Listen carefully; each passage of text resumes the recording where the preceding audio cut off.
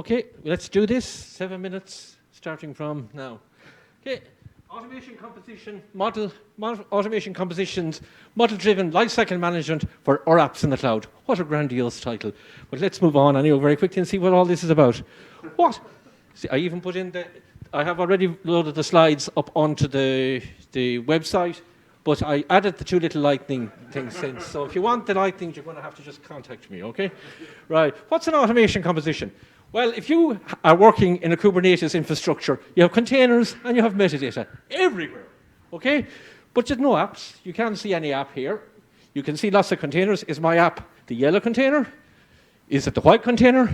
Is my app in the Suez Canal? I don't know. But they haven't an app in sight. But what ACM allows you to do is, if you have some sort of application which has things in more than one container, it allows you to take care of that sort of scenario. Okay, so if we take our ship here, we have, the ship is full of, the good ship Kubernetes is full of arbitrary containers. If you're looking at it from the outside, the Kubernetes infrastructure really doesn't care what those containers are doing as long as they behave sort of the contract that it's got with Kubernetes. So generally speaking, in your installation, you're going to have some sort of platform containers for things like your database, maybe your AI, maybe your machine learning, maybe your messaging system, something like Kafka or RabbitMQ or whatever messaging system you're using. So the first app has a container. It has a container is kind of microservice. So it's got one microservice that it's doing whatever it's doing. But then maybe it has some SQL tables that it needs to load into the common database. Maybe it's got some machine learning. Maybe it's got then some sort of Ansible scripts or things that it wants to use to download, control stuff to the network. Second app, the same. It's got some metadata in there. Maybe it's got some subscriptions to the database or got some sort of, subscriptions to the database that it's using to read information in. And then it's got some machine learning that is processing and it's doing some sort of watching thing. Okay. Third app is the same. The third app is a little bit different. It's actually got 2 microservices, a bit greedy thing. So for whatever reason, you're using, maybe you want to use a third-party microservice, and then you want to have another microservice which is doing your stuff. And then as well as that then, you want to put in some metadata again for your tables, maybe maybe you want to collect some information from the network, and you have to configure that. But the idea that an app is a microservice is a little bit simplistic, because the microservice for sure are there, and maybe many microservices, but there's other pieces of common information. And of course, the one I should mention, you could also have policies in here. Shouldn't forget about that. Okay. So if we look at it in another slightly other view here, we have our containers here with our generic services down here. Then we've got, this is a typical kind of closed loop, control loop, closed loop type application. You have some counter metadata to collect. So this is kind of it's kind of the monitor part of your MAPE loop. Then you have some analytics. Then you have policies. And then you have the execute, which is your Ansible scripts. And that's the first type of microservice. This one here might be some sort of subscription in your database, feature from microservice, and it triggers. You could have some sort of analytics here, or microservice, and then that's just triggering a command workflow. That's another type of app that you could have. But the app is not just a microservice; it's also the microservice. It's a microservice and the other things in the infrastructure that you need. 4 minutes. Let's keep going. The third one then is more complex. Counter, 2 microservices, and then some netconf config that you want to push down. Okay. So really, what automation composition does is allows you to manage all the things that you need for your apps in those ovals. And it really does LCM, lifecycle management on those. It's as simple as that. So now, this is the automation composition for feature A, feature B, feature C. Okay, how does it work?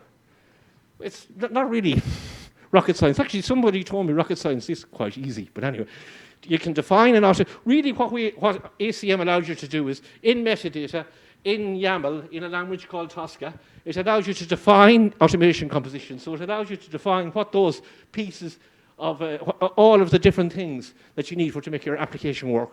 It commissions and decommissions automation compositions.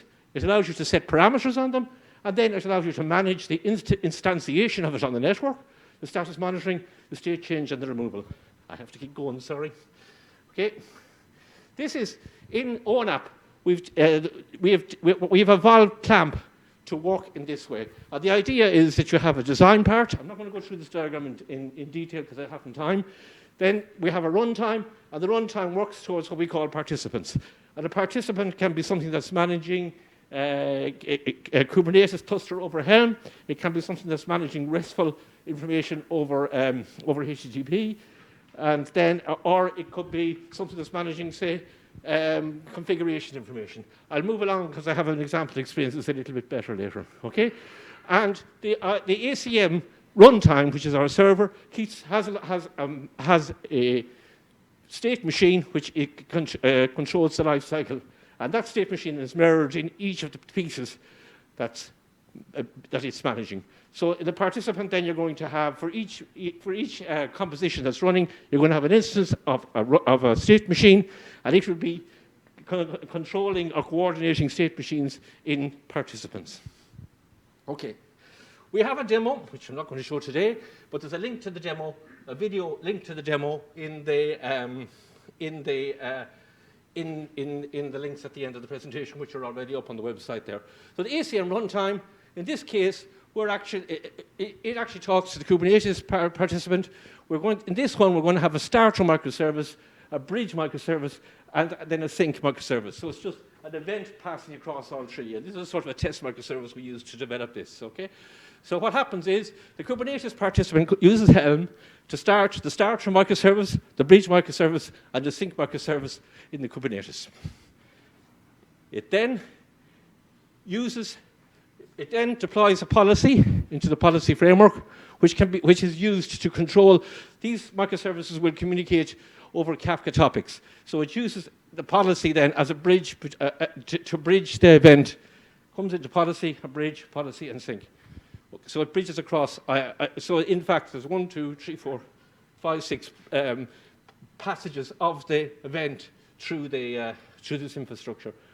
And then the HTTP participant configures the starter microservice to tell it which topic to use, the bridge microservice to say read off this topic, put back onto this topic, and then the sync, all it does is it just receives the information on a particular, tells it to receive the information on a certain topic and count the number of events it goes.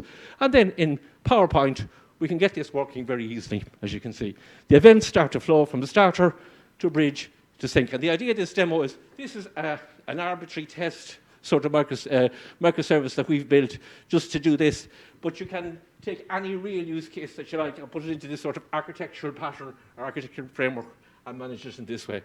And then this is a very, very cut down version of the YAML for this. So your ACM is defined up here. And then you define each composition element. You put your policy into this one. You put your Kubernetes, you put your Helm chart into this one.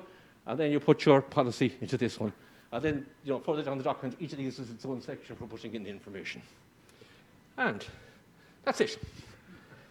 8:27, sorry, I'm a minute and a half over.